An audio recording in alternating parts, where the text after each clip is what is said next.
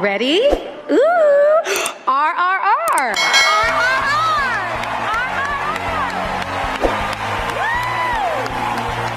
Chandra Bose originally earned a degree for electrical and electronics engineering before becoming a lyricist. Composer M.M. Keeravani lists John Williams as one of his musical influences.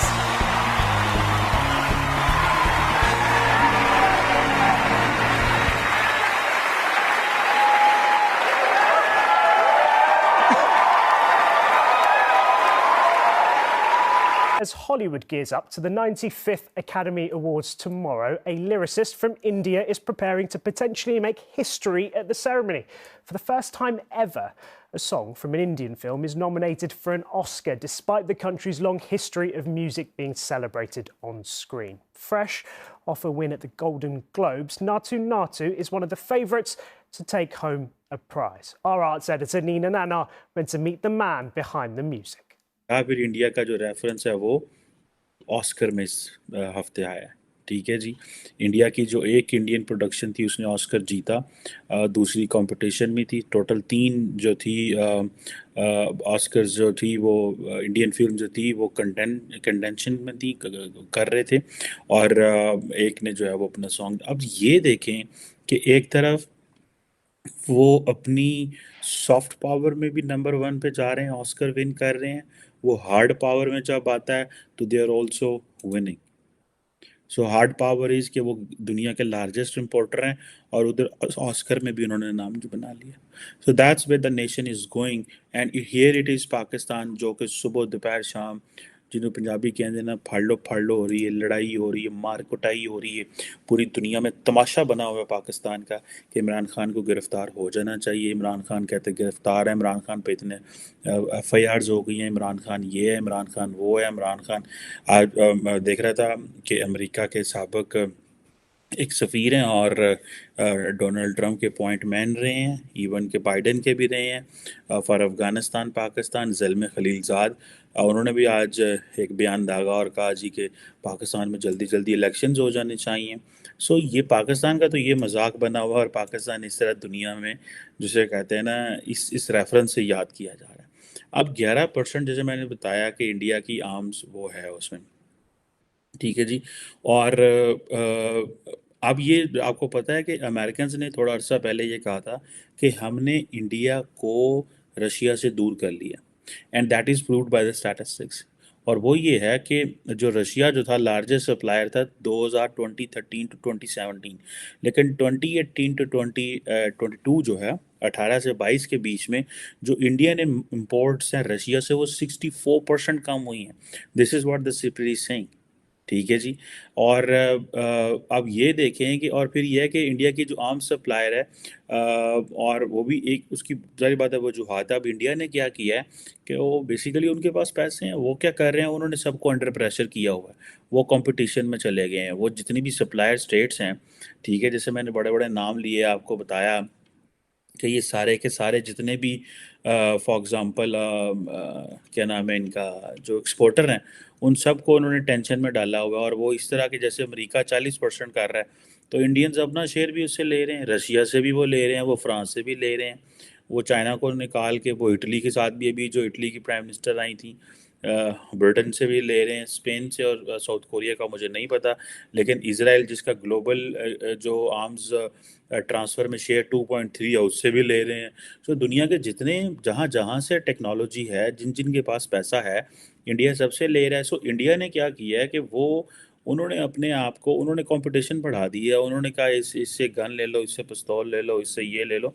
I am just giving you example. For example Israel से वो drones ले रहे हैं, America से वो और technology ले रहे हैं, रशिया से, फ्रांस से फॉर एग्जांपल उन्होंने जो है वो राफेल ले लिए, इसी तरह सब मरीन्स ले रहे हैं।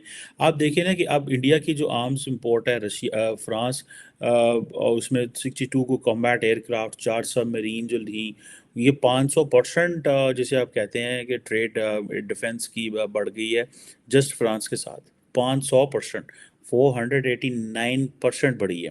सर आज हम आपसे सबसे पहले तो खैर मुबारक हो आपको भी और पूरे इंडिया को। आप लोग ऑस्कर में ना सिर्फ ये कि गए हैं बल्कि ऑस्कर मिला भी है, तो बहुत अच्छा लगा। और उसके बाद वहां पे जो परफॉर्मेंस दी गई लाइव, वो भी बड़ी जबरदस्त किस्म की दिखी। ये और बात है कि वो लैंग्वेज हमें समझ नहीं आ रही थी, लेकिन म्यूजिक की जैसे कहते हैं कोई जबान नहीं होती, तो बिल्कुल इसी तरह से जो है वो हमने देखा और बहुत एंजॉय किया। सर क्या लग रहा है आपको कि अब ऑस्कर तक, खैर इससे पहले भी if I am not wrong एक बार पहले भी, मैं जहां तक मुझे याद पड़ता है, तो ऑस्कर में भारत पहुंच चुका है। और गुलजार साहब का मेरा ख्याल है कि वो सॉन्ग था जो कि वहां पे सुखविंदर सिंह थे शायद, जिन्होंने ऑस्कर में जाके वो जीता था और गाया गया था वो गाना। तो कैसा लग रहा है सर ये यहाँ तक? और वो लैंग्वेज कौन सी है वैसे, मुझे पहले ये तो बताइए। देखिए आरजू जी, आपकी शुभकामनाओं के लिए धन्यवाद। ये गाना है नाटू नाटू, तो ये ट्रिपल आर का गाना है और बहुत ही फेमस गाना बना हुआ था। इस पर एक वीडियो वायरल अगर हुआ हो तो पूरी कोरियन एम्बेसी इस पे डांस कर रही थी। तो ये आप ही नहीं बल्कि कोरियंस को भी हिंदी नहीं समझ आती, या मतलब भारत की कोई लैंग्वेज फॉर दैट समझ में नहीं आती। तो इस पे जो पूरा जो वो भी डांस कर रहे थे। ये साउथ इंडियन गाना है हमारा, और ये पूरे इंडिया में जो है ये फेमस हुआ गाना। और मैं आपको एक बार बताऊं, ये पहली बार ऐसा है कि जो साउथ इंडिया की फिल्म इंडस्ट्री थी, इसको एक ऐसा टाइम था बॉलीवुड से कम आंका जाता था। बॉलीवुड को एक नेशनल फिल्म इंडस्ट्री माना जाता था और साउथ इंडियन को थोड़ा एक नीचे टॉलीवुड ऐसे करके कहते थे। बट अब जो 2 ऑस्कर हम जीते हैं, ये पहली बार हम जीते हैं 2 ऑस्कर। पहले आज से हमने कभी 2 ऑस्कर नहीं जीते हैं, और 2 बड़ी कैटेगरियों में जीते हैं। जो एलिफेंट विस्पर्स अगर आप देखें, मैं कहते हैं बहुत बढ़िया पिक्चर है। मैंने डॉक्यूमेंट्री सर एक और स्लम डॉग मिलियनेयर एक मूवी आई थी उस टाइम पे भी जो है वो ऑस्कर था जी। हाँ, उसमें और इसमें थोड़ा फर्क है।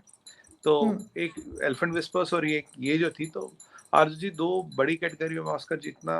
और स्लम डॉग मिलियनेयर अगर आप देखिए, थोड़ी सटारिकल पिक्चर थी।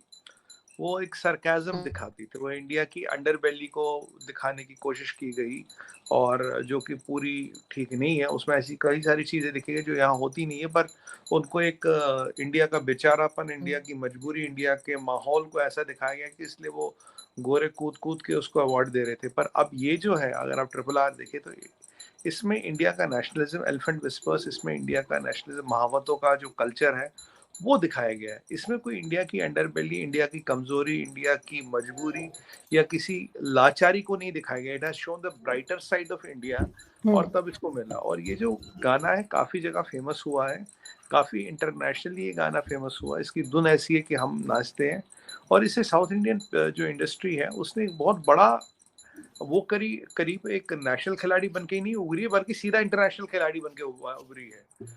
तो ये एक नई इम्पोर्टेंट चीज आई है। और इससे देखिए होता क्या है आरजू जी, इंडिया का सॉफ्ट पावर बढ़ता है। इंडिया का जो सॉफ्ट पावर है वो अब कल्चर है, म्यूजिक है, डांस है, पिक्चर्स है, काफी सारी चीजें, ये इंडिया के कहीं ना कहीं सॉफ्ट पावर को बढ़ाती है, सॉफ्ट पावर को दर्शाती है। और उसी के प्रति एक इम्पोर्टेंट स्टेप है, मैं इसको एक इम्पोर्टेंट स्टेप मानूंगा, क्योंकि आज 2 ऑस्कर मिलना, कोरियन एम्बेसी में इस पर डांस होना, दुनिया भर के प्लेटफॉर्म्स पे नाटू नाटू चलना। और आपने सही कहा कि मतलब मीनिंग समझ नहीं आता, पर उनके लिए हिंदी भी वैसी, वो उन्हें हिंदी समझ नहीं आती, तो वो हिंदी के गाने भी हिट होते हैं। मैं आपको बताऊं, मैं यहाँ मंगोलिया जाता था, आज से काफी 10 एक साल पहले की बात होगी।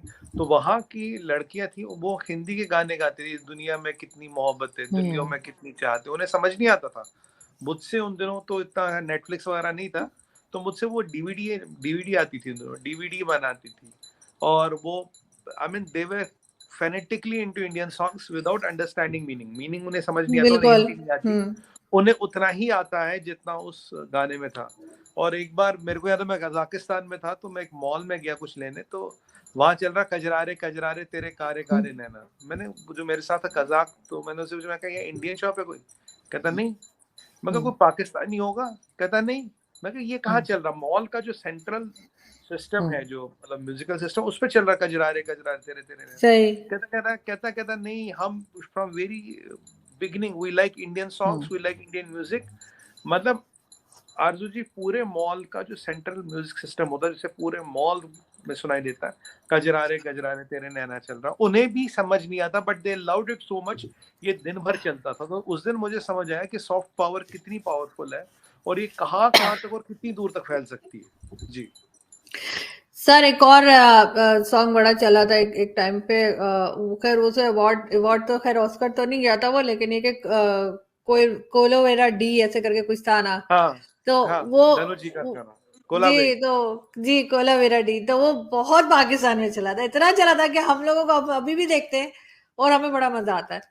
तो वो ऐसा ऐसा है कि म्यूजिक का, जैसे कहते हैं ना कि म्यूजिक की जबान नहीं होती, तो वो किसी भी लैंग्वेज का हो तो वो अगर आपको अपील करता है तो बस अच्छा होता है।